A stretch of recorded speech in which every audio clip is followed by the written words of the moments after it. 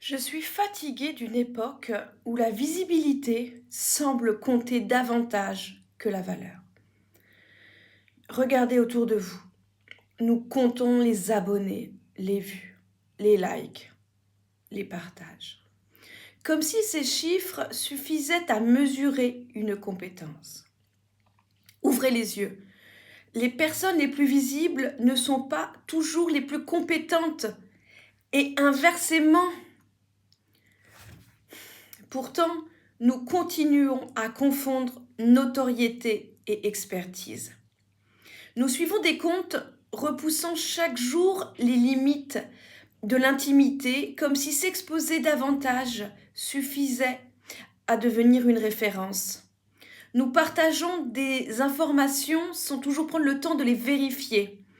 Nous reproduisons ce qui fonctionne simplement parce que c'est la tendance du moment. Oui, à force de confondre visibilité et valeur, nous finissons par choisir les personnes qui communiquent le mieux, plutôt que celles qui ont réellement quelque chose à apporter. Le pire, nous les adulons, nous buvons leurs paroles, nous finissons même par croire que leur succès est une preuve de leur compétence. Alors aujourd'hui, je veux vous poser une question. Depuis quand avons-nous commencé à croire que le nombre d'abonnés était devenu une preuve de compétence? Il y a quelques jours, un recruteur m'a demandé quelle était la conviction qui guidait ma plume chaque jour. Après quelques secondes de réflexion et avec un sourire, j'ai répondu: la fierté dans les yeux de mes enfants lorsqu'ils lisent un de mes contenus.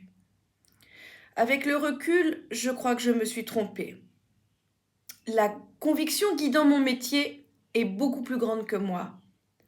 C'est redonner une place à la réflexion dans un monde qui est obsédé par la visibilité. Je suis ghostwriter. Mon métier n'est pas de fabriquer une célébrité, encore moins de courir après une tendance. Non.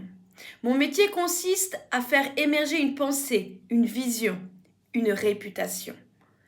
Parce que je n'oublie jamais que la visibilité est un moyen, pas une finalité.